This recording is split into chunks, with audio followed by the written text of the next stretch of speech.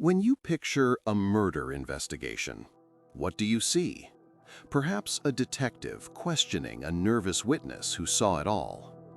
The reality is profoundly different.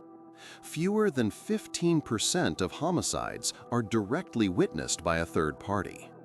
Most acts of ultimate violence happen in private, behind closed doors, in spaces designed to conceal.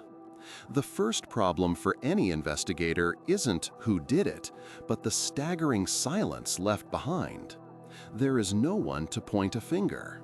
The room is empty, and the story has to be built from what remains, from the ghosts of presence. These remnants are what we call physical evidence. A fingerprint on a glass, a strand of hair on a carpet, a drop of blood.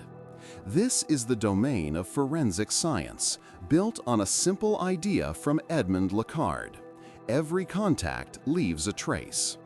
This evidence is powerful. It can place a specific person in a specific location with near certainty. But here is the crucial distinction. It proves presence, not action. It proves opportunity, not intent. That fingerprint could have been left a week ago. The hair could have been transferred from a piece of clothing. The evidence screams they were here, but it only whispers about what they did or why. DNA feels like the ultimate answer, an undeniable biological signature. And modern touch DNA analysis can pull that signature from just a few skin cells left on a surface.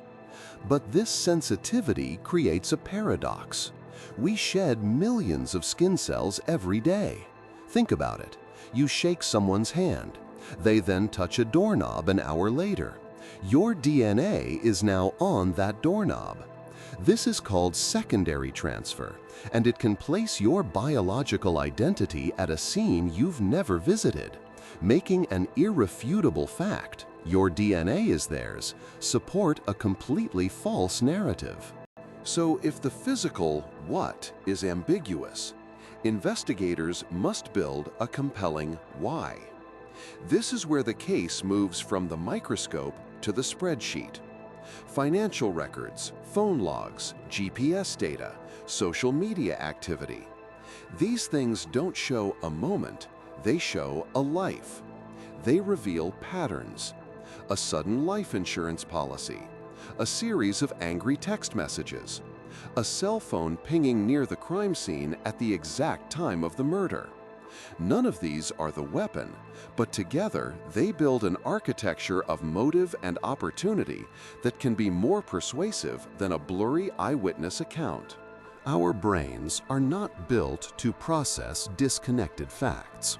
We are built for stories. A jury isn't a computer analyzing data points. It's an audience listening for a coherent narrative. A prosecutor's job is to assemble the fragments, the fingerprint, the phone record, the motive, into a story that flows. A story where every piece points to the same conclusion. The defense's job is to present an alternate story, or simply to show that the prosecutor's story has holes, a piece that doesn't fit. This is called the story model of jury decision-making. Juries don't convict based on evidence. They convict based on the story they find most convincing. Circumstantial evidence is often described as a chain. Each piece of evidence is a single link. The phone ping is a link. The financial motive is a link. The lie told to police is a link. Alone, each link is weak. You could have been near the scene for unrelated reasons. The financial motive could be a coincidence. But when linked together, they create a chain of inference that seems to pull inexorably towards a conclusion of guilt. The strength of the case isn't in any one piece of evidence, but in the near impossibility of so many coincidences lining up by chance. This chain is also where reasonable doubt lives. The defense doesn't have to break every link. It only has to create a fracture in one. Provide a plausible, innocent explanation for just one key piece of evidence. That phone ping? I was visiting a friend nearby. The angry texts? We always argued like that. This introduces an alternate possibility. It suggests the strong chain might not be a chain at all, but just a random collection of unconnected links. The entire structure of the prosecution story can collapse from a single point of doubt, because the story must be compelling beyond a reasonable doubt. Monotony has grown fast.